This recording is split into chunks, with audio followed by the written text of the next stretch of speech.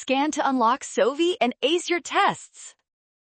External costs change the efficient output. So watch this quick fix. We compare market equilibrium with social efficiency, then match the policy that corrects it.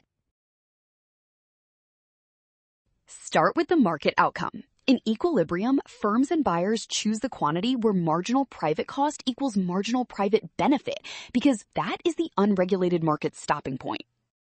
Now, add the external cost. A constant marginal external cost of 20 means marginal social cost is marginal private cost plus 20, so the efficient quantity is lower. Check the efficient point given here. At Q equals 22, marginal social cost matches marginal private benefit, so output should fall to 22 units.